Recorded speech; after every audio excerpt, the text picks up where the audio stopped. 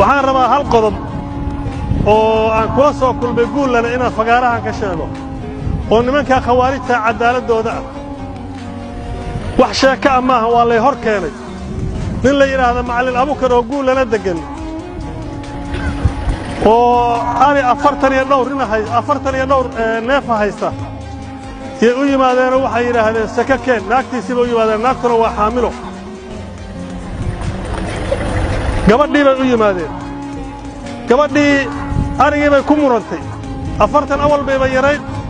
saka xaq haday tahayna waa bixin lahayd laakiin saka ma ahna waa saka dulmi ah gabadhii waa la muranta inta la anta taqiyay baa xabsi lagu rida ilmash 4 bilood ilaa 5 bilood ka soo dhacay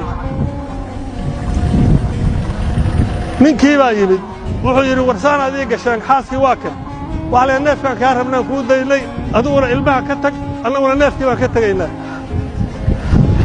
bal ilaahay ku dhaarshay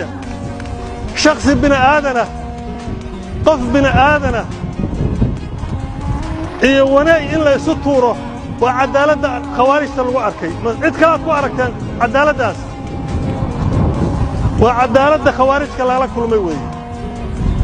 wanaag iyo shakhsi bini aadana in la isugu tuuro